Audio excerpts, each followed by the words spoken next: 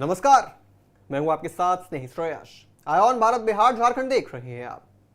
बिहार में इन दिनों सरसर चलती मॉनसून हवाओं से ज्यादा जिक्र चुनाव आयोग के सर सर का हो रहा है, जिसे लेकर कई नेताओं, कार्यकर्ताओं और मतदाताओं के सर चकराए हुए हैं। ये सर आखिर है क्या, और क्या इसे इतना बवाल हो रहा है? तो ये है बिहार के विधानसभा चुनाव से पहले निर्वाचन आयोग का विशेष प्रक्रिया, स्पेशल इनिशिएटिव इंटेंसिव। यार एक बार फिर से कर देना, रहने दो। अरे मुझे टीपी टेढ़ी दिख रही है यार, मतलब आधे वर्ड मुझे ऐसे सही से दिख नहीं रहे इस तरफ के। अरे अपने मन से बोल दो, है ना? हाँ, थोड़ा बहुत इससे कर ले तो थोड़ा अपने मन से बोल, ठीक है। नमस्कार, मैं हूं आपके साथ स्नेही श्रेयस। आयोन भारत बिहार झारखंड देख रहे हैं आप। बिहार में इन दिनों सरसर चलती मॉनसून हवाओं से ज्यादा जिक्र चुनाव आयोग के सर सर का हो रहा है, जिसे लेकर कई नेताओं, कार्यकर्ताओं और मतदाताओं के सर चकराए हुए हैं।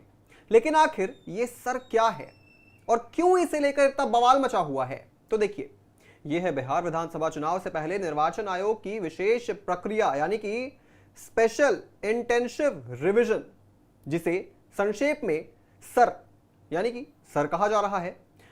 दरअसल स्वतंत्र और निष्पक्ष चुनाव के लिए किसी भी चुनाव से पहले मतदाता सूची को अपडेट किया जाता है, जो कि एक सामान्य प्रक्रिया है। लेकिन चुनाव आयोग ने इस बार 1 जुलाई से मतदाता सूची की विशेष गहन समीक्षा शुरू कर दी है। इसे लेकर विपक्ष सवाल उठा रहा है, नियत पर शक कर रहा है। लेकिन आखिर विपक्ष के इस शक में कितना दम है और क्या यह जायज भी है? इसी पर विस्तार से चर्चा करने के लिए हमारे साथ मौजूद है स्टूडियो में राजकुमार सर, वरिष्ठ पत्रकार। सर, जो इस वक्त माहौल बनाया जा रहा है चुनाव आयोग के खिलाफ, बीजेपी को तो इससे कोई दिक्कत नहीं है, जाहिर सी बात है कि जो विपक्ष के नेता हैं वो तो यही कहेंगे बीजेपी के लिए ही चुनाव आयोग काम करती है। लेकिन जो इतना बवाल मचाया जा रहा है, ये लाजमी है या नहीं? देखिए, ये चुनाव आयोग पे सवाल पहले भी उठाए जाते रहे हैं, लेकिन जिस स्तर पे अभी उठाए जा रहे हैं, सीधे हमले किए जा रहे हैं, वो ट्रेंड बदल गया है।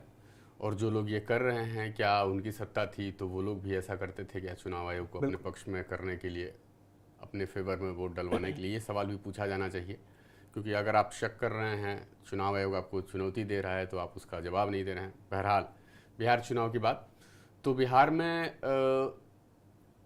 अभी जो ये स्पेशल इंटेंसिव रिवीजन किया जा रहा है, ये कोई नई बात नहीं है। ये 1956 से शुरू किया गया था। ये समय समय पर चलता रहता है। ये इस बार काफ़ी लंबा वक्त हो गया, ये 22 साल बाद हो रहा है। 2023 में आखिरी बार हुआ था। और ये करने के पीछे चुनाव आयोग की मंशा और नियत ये होती है कि जो हमारे वोटर हैं वो कितने बड़े हैं, कि जेन्युइन हैं कि नहीं हैं, भारतीय हैं कि कोई विदेशी आके हमारे यहाँ वोटर बन गए हैं। जैसे कि अब पहले तो जो है आप जाइएगा तो लंबे टाइम तक ये ट्रेंड रहा था कि वोटर बड़े शहरों में भी आरोप भी लगते रहे हैं कि ले आके फर्जी वोटर बसाए जा रहे हैं, वोट दिलवाए जा रहे हैं। तो ये बसाए जाते रहे हैं, दशकों तक बसाए जाते रहे हैं। लेकिन अब ये माहौल थोड़ा सा बदला है। अब जो है, जिस तरह से बांग्लादेशी, रोहिंग्या, पड़ोस के देशों के, पाकिस्तान के लोग आके बस जाते थे यहाँ, सारी सुविधाएं, सारी चीज़ें ले लेते थे, तो वो जांच हो रही है ऐसे वक्त में, जबकि ये चर्चा उठी है कि भाई नेपाल बॉर्डर के जो ज़िले हैं, 4-5 ज़िले बिहार के, वहाँ बड़े पैमाने पर आरोप लगता है कि बांग्लादेशी आके, रोहिंग्या आके रह रहे हैं। ना सिर्फ रह रहे हैं, तमाम कागजात बनवा चुके हैं, सरकारी सुविधाओं का लाभ भी ले रहे हैं और वोट भी दे रहे हैं। तो अगर वो वोट देंगे तो किसको देंगे, ये सबको पता है। बिल्कुल। तो यही वजह है कि खासकर तेजस्वी यादव आरजेडी के बहुत ज़्यादा नाराज़ हैं।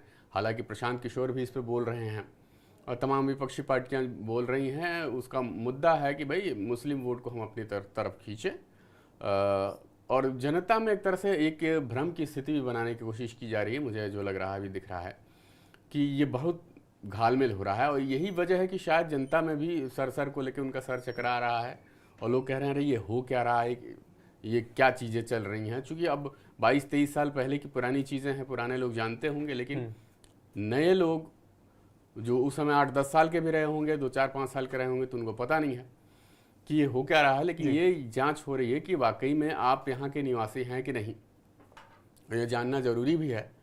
तो यही सारी चीज़ें हो रही हैं और इस का विरोध करके दो तरह की चीज़ें साधने की कोशिश हो रही है। एक जनता में ये संदेश अपने वोटरों को देना भी मकसद है इसका।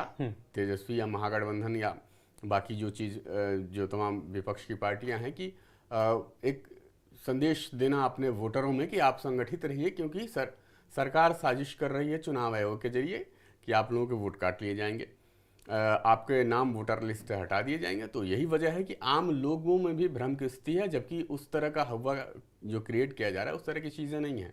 3-3 बार आपके पास आएगा वेरिफिकेशन के लिए और तमाम तरह के डॉक्यूमेंट्स हैं जिसमें से कोई भी आप दिखा के आप प्रूफ कर सकते हैं कि आप स्थानीय निवासी हैं, आप कहीं बाहर से आके बसे नहीं हैं।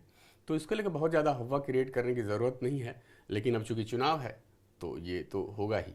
ये तो होगा ही, जाहिर सी बात है, मुद्दे उठेंगे, आरोप प्रत्यारोप का दौर जारी रहेगा लंबे समय तक। लेकिन राजकुमार जी देखिए, मेरे शब्दों पर लोग सवाल उठा सकते हैं कमेंट बॉक्स में, लेकिन ये तो गलत है ना। अगर ये जानते हुए कि बाहर के लोग और गैर कानूनी तरीके से भारत में आए हुए लोग मतदान करते हैं और उनके जरिए नेताओं को फायदा भी पहुंचता है, तो ये तो देश के लिहाज से अगर देखा जाए तो ये तो गलत है। फिर आखिर क्यों इस तरीके का माहौल बनाया जाता है कि भाई छटपटा रहे हैं कुछ लोग, क्यों ये माहौल बनाया जा रहा है? देखिए, एक दौर था जब तुष्टीकरण होती थी और एक कुछ विशेष पार्टियों को जो है विशेष वर्ग के वोट मिलते थे। बिल्कुल।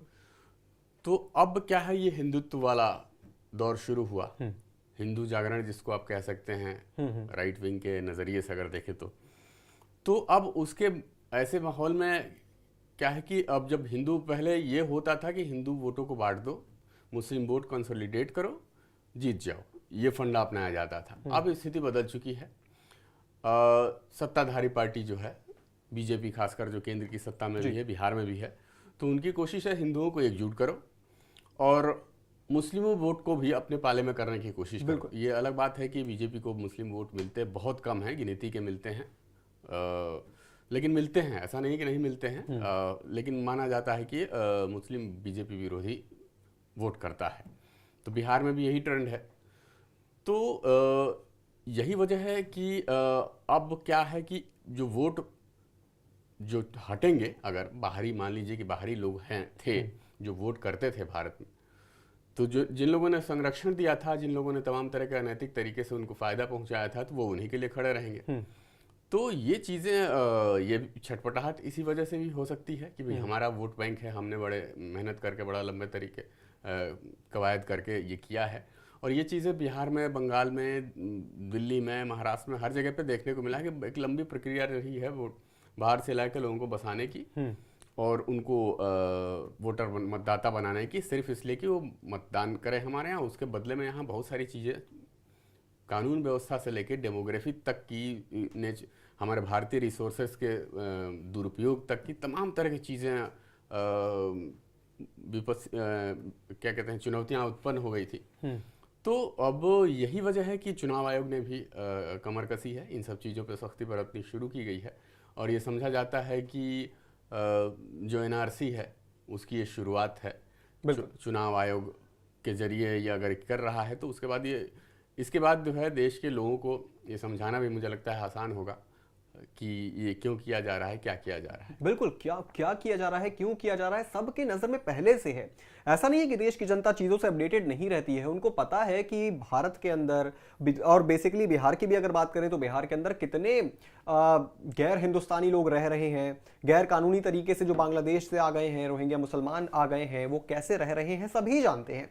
और इन मुद्दों पर शायद चुनाव आयोग पर सवाल खड़े करके उसे बिहार के चुनाव में वोट पाने के लिए एक मुद्दा बनाना शायद ये गलत हो सकता है। बिहार की जनता बिल्कुल देख रही है और बिहार का चुनाव है इसको पूरा मीडिया कवर कर रहा है, तो जाहिर सी बात है देश की जनता भी देख रही है इस चीज को। कौन सी पार्टियां चाहती हैं कि रोहिंग्या मुसलमान और बांग्लादेशी जो भारत के अंदर गैर कानूनी तरीके से रह रहे हैं वो शरण देना चाहते हैं, इन्हें सभी जानते हैं। और कई पार्टियों के नेता तो ऐसे भी हैं जो खुले तौर पर यह कह चुके हैं कि भाई जब तक वो यहां पर हैं हम उनका दाना पानी बंद नहीं कर सकते। खैर, ये सब चीजें चुनाव के वक्त और बढ़ सकती हैं, बयानबाजियां बढ़ सकती हैं, मांग जो पार्टियां कर रही हैं चुनाव आयोग से वो भी बढ़ सकते हैं। हो सकता है कि चीजें कई बार अग्रेसिव भी हो जाएं, लेकिन फिलहाल इस पूरी चर्चा में हमारे साथ जुड़ने के लिए आपका बहुत बहुत शुक्रिया राजकुमार जी। इस पूरी चर्चा पर आप क्या सोचते हैं दोस्तों, कमेंट बॉक्स में जरूर लिखते जाइएगा। बिहार झारखंड से जुड़ी तमाम बड़ी खबरों को देखने के लिए आप जुड़े रहें आय ऑन भारत बिहार झारखंड के साथ।